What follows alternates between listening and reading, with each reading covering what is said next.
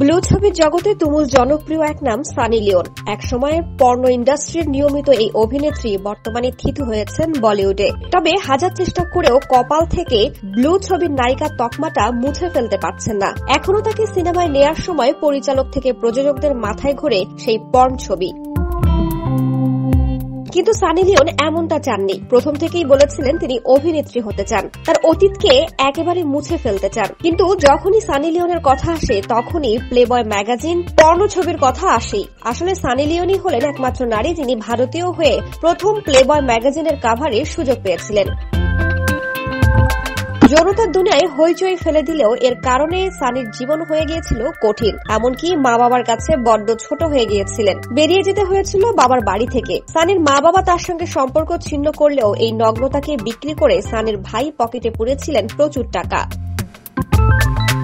সানিকে নিয়ে তৈরি হওয়া তথ্যচিত্রে এমনটাই জানিয়েছেন সানি লিওন। সেখানে দেখানো হয়েছিল সানির কাছ থেকে অটোগ্রাফ নিয়ে তার ভাই বন্ধুদের কাছে মোটা টাকায় বিক্রি করতেন, আর এভাবেই সানির ছবি বিক্রি করে পকেট মানি তুলতেন অভিনেত্রীর ভাই। রণজিৎ কৌর ওরফে সানি লিওনের ভাই সন্দীপ বোহরা নিজ মুখেই অতীতের কথা বলেছিলেন তথ্যচিত্রে।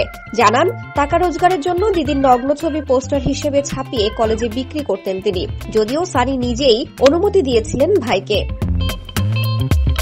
তাই সেই সব পোস্টারে থাকত সানির শোও। সন্দীপ বলেছিলেন তিনি তার ঘরে সানির স্বাক্ষরিত নগ্ন পোস্টার লাগিয়ে রাখতেন যাতে কলেজের বন্ধুরা দেখতে পারে এবং তার কাছ থেকে কিনতে পারে। সানির ভাই আরো বলেন, তাই আমি ঘুরে ঘুরে বিক্রি করতে শুরু করি। আমার বন্ধুরা পাগলের মতো কিনত। ইচ্ছাকৃতভাবে ঘরের দেয়ালের ফ্রেম করে রাখতাম। ওরা চাইলে বলতাম $20 দিতে। পরের দিন আরেকটি ফ্রেম, আরেকটি ছবি। পর্ন ইন্ডাস্ট্রিতে পা রেখেই নিজের নাম বদলে সানি রাখেন করণজিৎ। আসলে সানির ভাইয়ের নাম সন্দীপ। পরিবারের সকলের কাছেই সানি নামে পরিচিত সে। সেই নাম ধার করে সারা বিশ্বে পরিচিতি পান ব্লু ছবির রানী সানি লিওন।